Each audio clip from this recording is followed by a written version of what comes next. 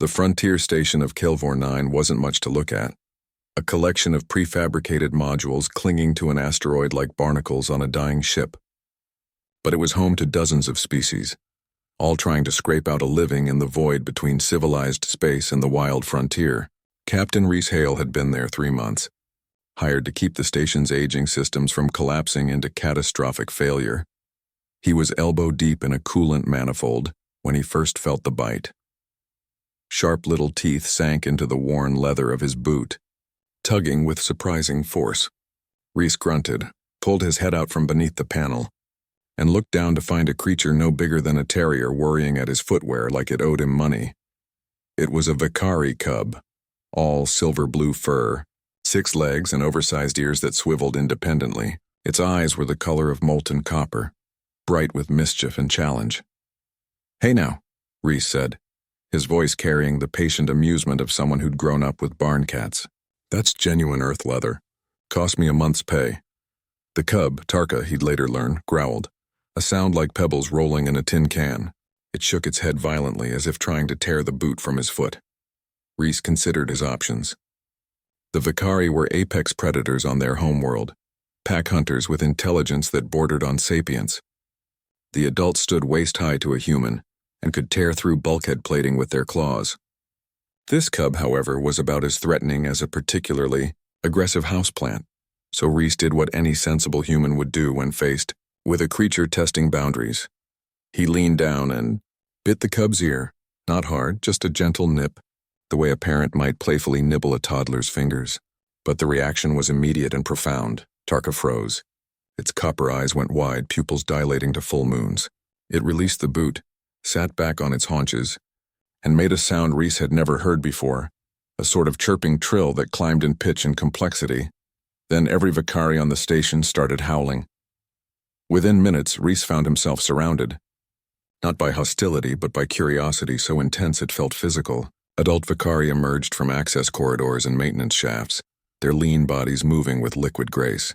They circled him, sniffing, their ears twitching in what he would learn was their equivalent of excited conversation. The station's interspecies liaison, a 4-armed Zenthi named Cora, arrived at a dead sprint, her translation device crackling with urgency.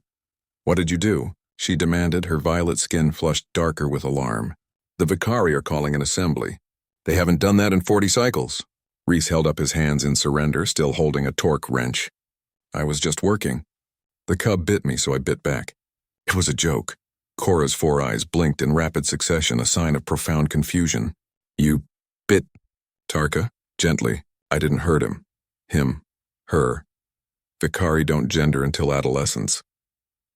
Cora's translation device emitted a sound like wind chimes in a storm. "Captain Hale, do you have any idea what you've done? Made a lot of new friends?" Rhys ventured, watching as more Vicari arrived, some carrying what looked like strips of dried meat and circuit components. "You've been claimed," Cora said, and she sounded somewhere between horrified and impressed. "By biting Tarka in response to their challenge bite, you've accepted them as pack. Not as pet, not as subordinate, but as equal. The Vicari don't do that with aliens. Ever." The assembly took place in the station's largest cargo bay. Hundreds of Vicari packed the space, their collective presence making the air thick with musk and the ozone scent of excitement. Tarka sat at Rhys's feet, occasionally leaning against his leg with what could only be described as proprietary satisfaction. The pack leader, a scarred female named Shraka, whose fur bore the silver of age, approached. She moved with the careful dignity of someone who'd earned every one of those scars, and when she stopped before Rhys, the entire assembly fell silent. Shraka studied him with eyes like burnished bronze. Then she did something that made Cora gasp. She lowered her head and exposed her throat. "You're supposed to bite her," Cora whispered urgently. "Gently.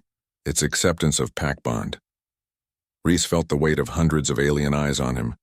He thought about his grandfather's ranch back on Earth, about the dogs that had guarded the herds, about the unspoken language of trust that existed between species who chose to stand together. He knelt, slowly, until he was at Shraka's level.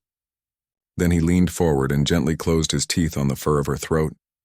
Just enough pressure to acknowledge, not to threaten. The assembly erupted in howls that shook dust from the rafters. In the weeks that followed, Reese learned what it meant to be Pack.